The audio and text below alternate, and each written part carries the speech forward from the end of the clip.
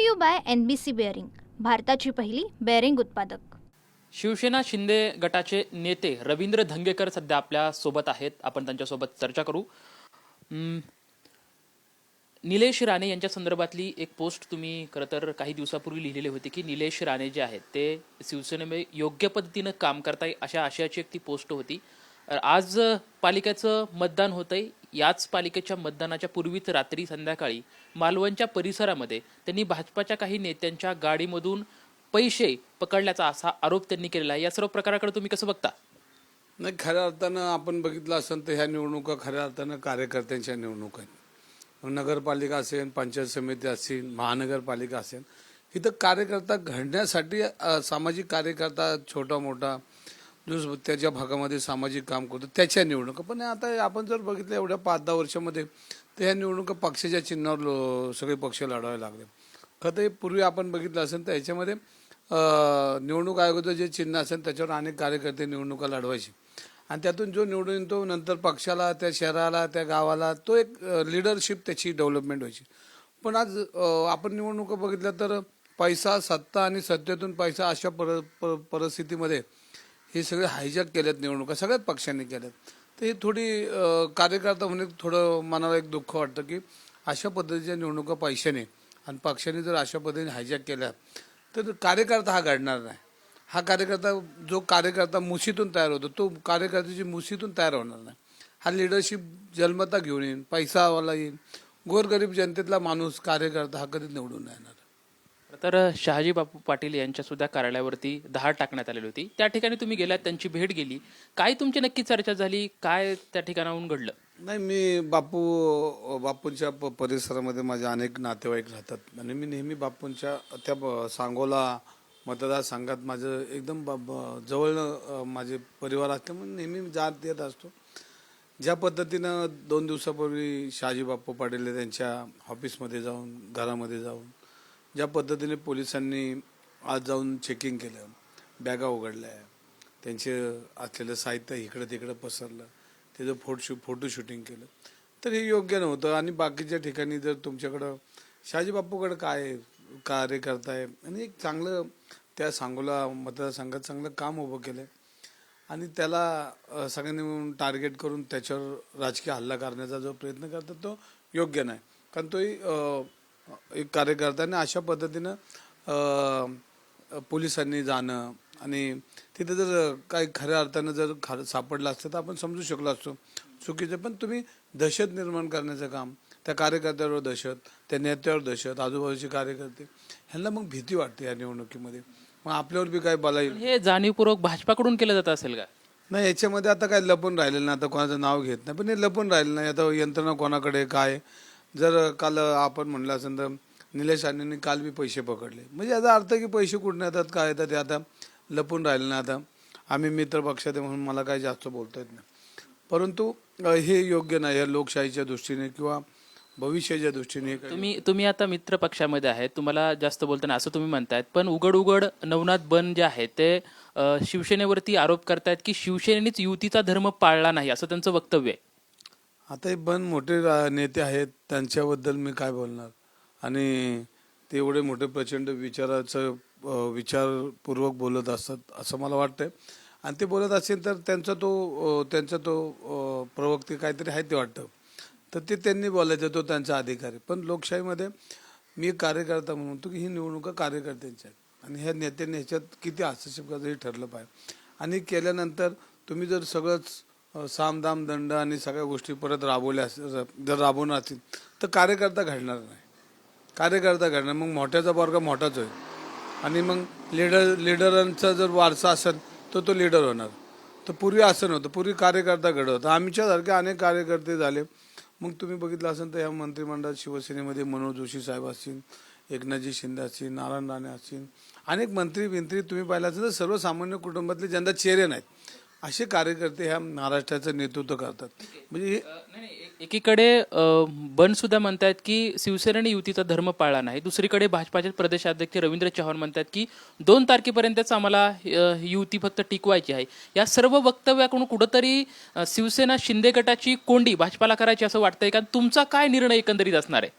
नाही नाही हा जो जो तो आपला पक्ष वाढवण्यासाठी किंवा मी आता ही निवडणुका स्पर्धा झाल्यात हे निवडणुका राहिल्या नाहीत ह्याच्यामध्ये हायजॅक म्हणजे आपण बघितलं असेल तर निवडणुका आयोगापासूनच सगळे चुकीचं वागतात आणि त्याच्यामध्ये आता आपण बघितलं असेल थोडक्यात बघा पुणे महानगरपालिकेचे ह्या 10 वर्षामध्ये वार्ड रचना वार्ड प्रभाग ज्या पद्धतीने केले जातात ही निवडणूक आयोगाला कितपत योग्य आहे आणि इथले अधिकारी प्रेशरमध्ये काम करतात आता काय आणि त्याच्यामुळं ह्या निवडणुकीची सुरुवात निवडणूक आयोगच भ्रष्टाचार सामदाम दंड त्याला खतपाणी घालते आणि त्याच्यामुळं आता ह्या लोकशाहीमध्ये मला नाही वाटत की याच्यापुढं चांगल्या पद्धतीनं कुठली चीज हे न करता राजकीय त्याच्यावर सावली पडली अशा निवडणुका होणार नाही चांगल्या निवडणुका होण्यासाठी आता कोणाला तरी प्रत्येक सेशनला यावं लागेल खरं तर उद्धव ठाकरेंनी सुद्धा शहाजी बापू पाटील यांच्या संदर्भात एक वक्तव्य केलंय की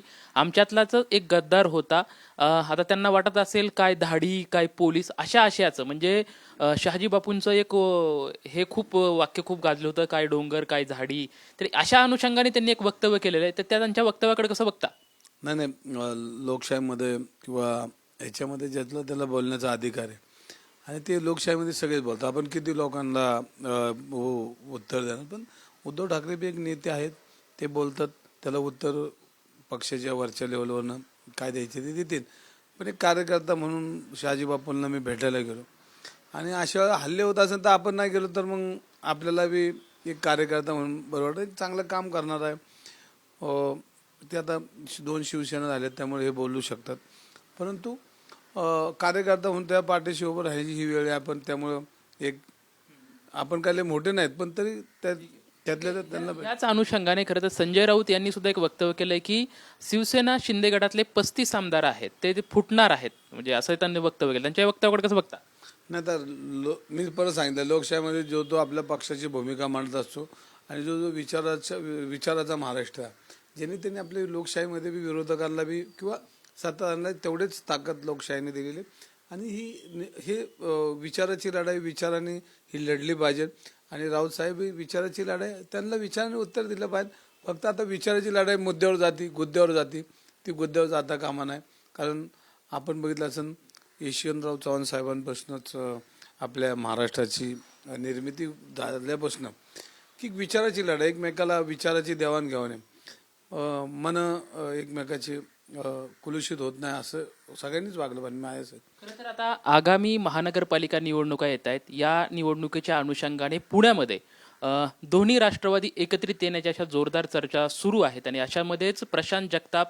यांचं मन व्यथित झालं त्यांनी एक फेसबुक पोस्ट सुद्धा केलेली होती की मी हे जर दोन्ही राष्ट्रवादी एकत्रित आले तर मी राजकारणातून संन्यास घेणार अशा आशयाची पोस्ट होती याला उद्देशून तुम्ही त्यांच्याबद्दलची एक पोस्ट लिहिली होती की त्यांनी राजकारणातून संन्यास घेऊ नये तुम्ही त्यांची आज म्हणजे भेट घेणार आहात काय भेट घेतल्यानंतर तुम्ही त्यांना काय सांगणार आहात ना मी फोनवरून त्यांच्याशी बोललो आणि त्यांनी ते वक्तव्य केलं की मी राजकीय काही दिवस बाजूला जाईल तर एक कार्यकर्ता म्हणून प्रशांत दादाचं काम आपण बघितलं ह्या पुण्यनगरीचे महापौर उभे होते प्रशांत दादा PMPLवर बी त्यांनी काम केले आणि एक चांगला लढाऊ कार्यकर्ता म्हणून त्यांच्याकडं पुणेकरांनी बरेच वर्ष बघतात वेळ पडली तर काही निर्णय रस्त्यावरून त्यांनी घेतलेले आहेत आणि त्याचे पाठपुरावा करून ते विषय मार्गी लावताना आपण बघितले आणि एखादा कार्यकर्ता हा वर्षात 6 महिन्यात 2 वर्षात तयार होत नाही त्याला वर्ष जावं लागतात आणि तो जर कार्यकर्ता जर घरी बसणार असेल किंवा राजकारणातून बाजूला जाणार असेल तर आपलं काम आहे त्याला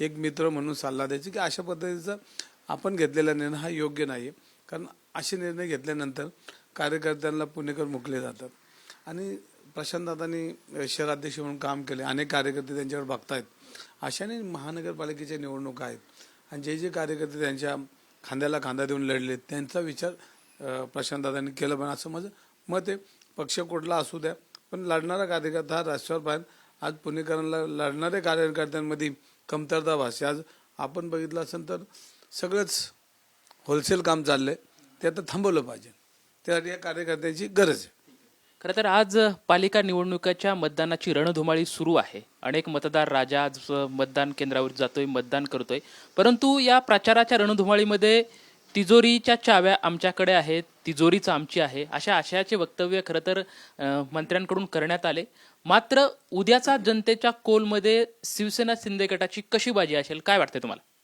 नाही, शिवसेना ही आपण बघितलं असं लढणारी संघटना आहे आणि सर्वसामान्यांना न्याय देण्याची भूमिका कायम शिवसेनेची आहे.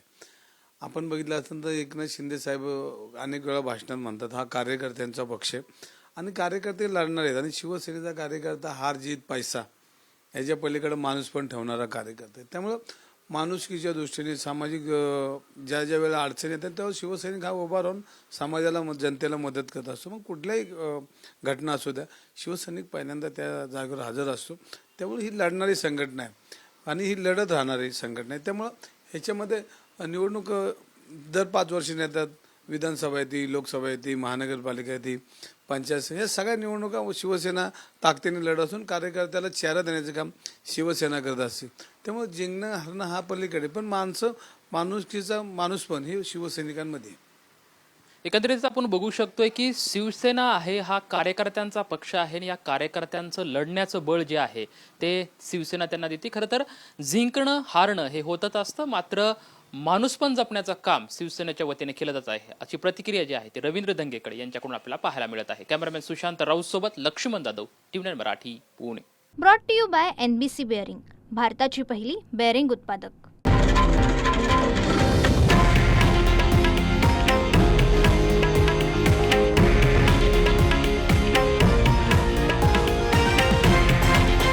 हे आहे देशातील नंबर 1 न्यूज नेटवर्क आणि आपण पाहत आहात TV9 मराठी, एकमेव.